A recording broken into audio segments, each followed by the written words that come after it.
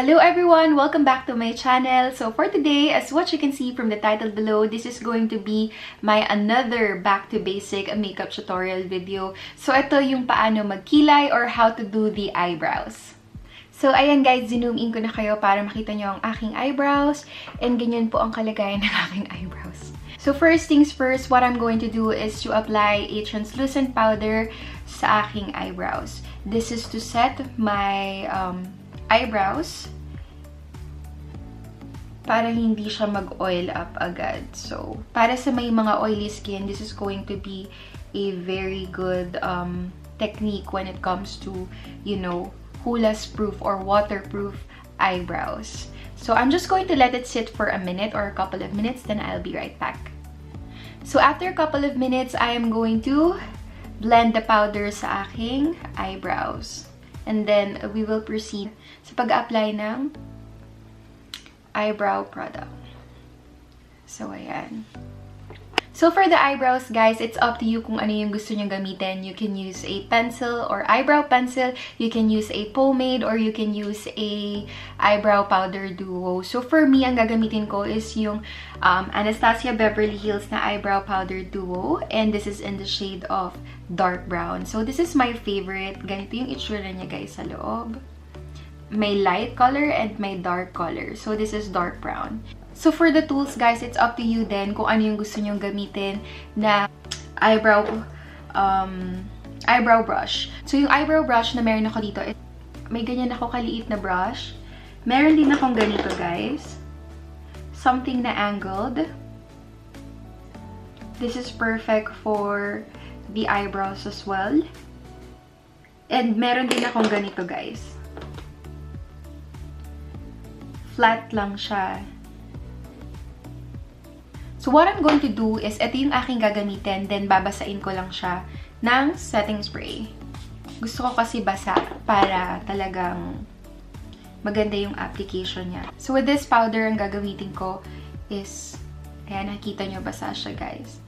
And then, i-outline ko muna yung aking eyebrows. So, there you go, guys. Zoom in ko na kayo para makita nyo talaga.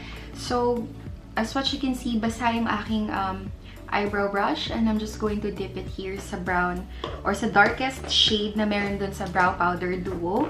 And then what I'm going to do first, i-explain ko muna sa inyo, I have a very sisterette or mag-best friends lang ang aking eyebrows kasi hindi talaga sila pantay. Mas mataas yung aking eyebrows dito at mas makapal siya compare dito.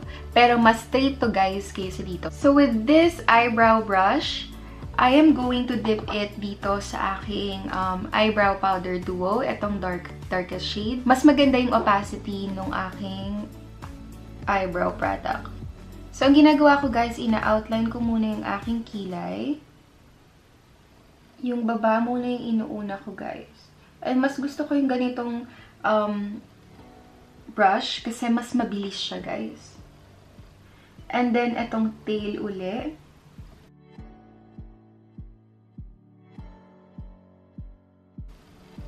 And then, ito namang upper part. So, ina-outline ko muna, guys, yung aking kilay before ko siya i-fill in. So, okay lang kahit hindi perfect kasi lilinisin natin yan later. So, ayan. And then, tsaka ko siya i-fill in.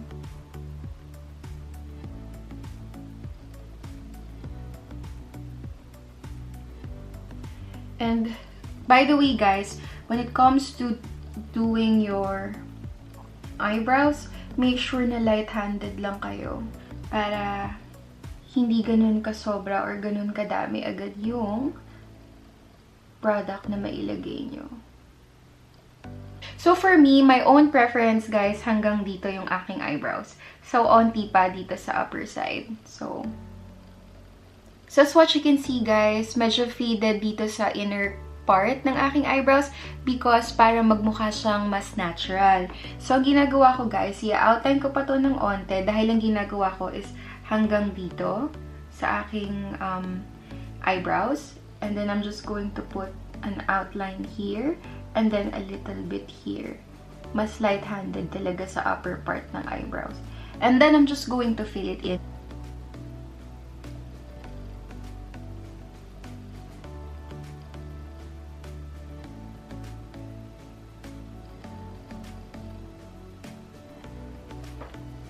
So there you go guys. As what you can see, this is the first eyebrow na meron ako dito sa left. And ito yung wala, diba? So, makikita nyo, medyo makapal siya. Later, we're going to blend that out with a spoolie. So, gagawin ko lang yung next eyebrows ko.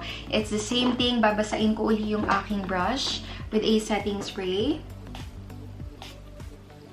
And then, I am going to use again this powder, eyebrow powder duo, the darkest shade. And again, I'm going to outline my eyebrows. So again, dito uli sa lower part. And nagsistart ako dito. Alam nyo guys, nung college ako, when I'm doing my eyebrows, nako, I'm telling you, parang angry bird siya. Pero of course, natututunan naman yung paggawa or, you know, pag-apply ng eyebrows. So, practice makes perfect.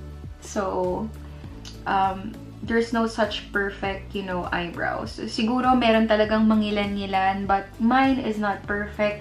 Kaya medyo the struggle is real. So, after ko i-outline yung aking lower eyebrows, again, balik ulit tayo sa taas.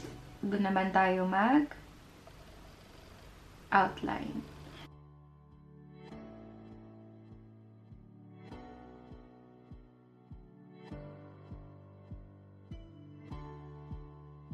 So, as what you can see guys, mas mababa yung aking eyebrows dito. Kaya medyo ililift ko dito sa taas yung aking eyebrow powder.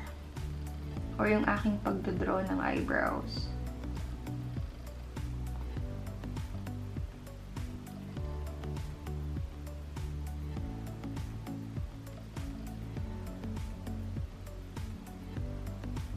So, kung mapapansin nyo guys, namamalat yung balat ko dito. And pagpasensyahan nyo na siya.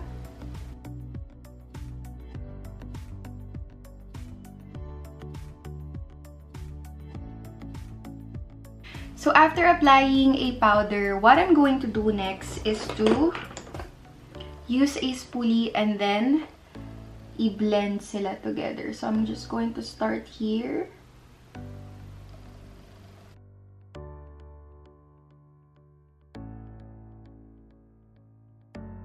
So now we will clean our eyebrows using a concealer. So ang gagamitin ko is a concealer like this from NARS. So any type of pot concealer or any liquid concealer para panglinis ng inyong eyebrows. And what I'm going to do is with this kind of brush, guys. Yan yung gagamitin ko to clean my eyebrows.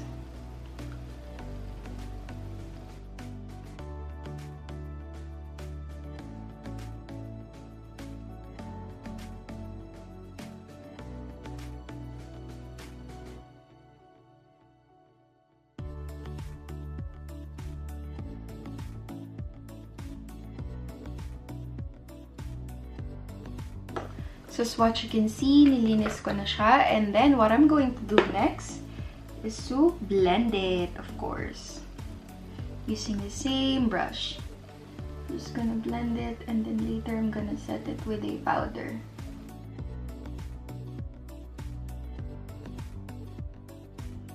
So, kung makikita nyo guys, mas mataas pa rin talaga yung aking kilay dito kasi ganun po talaga siya. And what I'm going to do next is just to set my kilay with a, of course, with a powder. So, first is ito muna.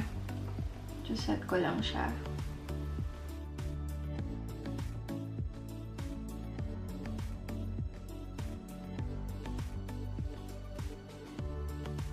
So, what I'm going to do next is to apply a loose setting powder again. Pero very, very light na lang siya, guys. And ito yung technique para maging waterproof yung inyong eyebrows. And nagawa ko na to actually, guys, doon sa video ko dun sa waterproof. But medyo epic fail siya kasi what I did is gumamit ako nung tattoo liner, which is an eyeliner eyebrow or a liner eyebrow. So, eto guys, eto yung ginagawa ko para talagang tumagal siya maghulas and mas mag-lighten up ng onti yung kulay ng aking eyebrows. So, ayan. And I will just let it sit there sa aking eyebrows for probably a minute and then I'll be right back. So now guys, it's time to blend the powder sa aking eyebrows.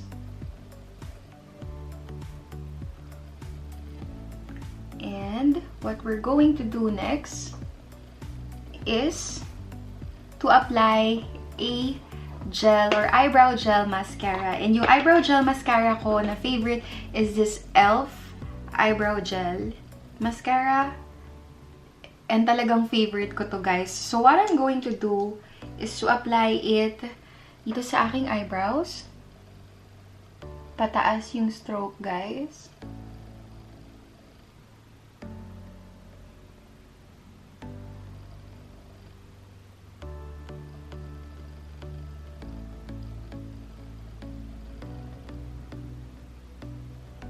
There you go. So here's the final look, guys, for my eyebrows. And ano, okay ba?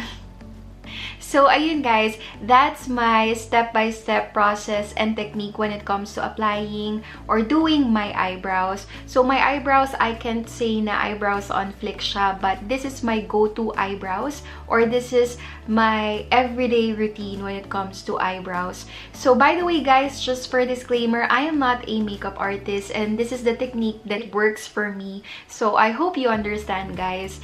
And I hope nakatulong ako at may natutunan kayo in this video on how to do the eyebrows. And hopefully nagustuhan nyo to, guys. Wala lang, nakakatuwa lang kasi parang hindi ako ganun ka-confident gawin to sa camera kasi the struggle is real when it comes to, you know, applying eyebrows. But hopefully, nagustuhan nyo tong video na to and may natutunan kayo in this video. And if you do like this video, guys, you can click the thumbs up button. And if you want to get notified in my new uploads in the future, you can click the subscribe or the bell button down below.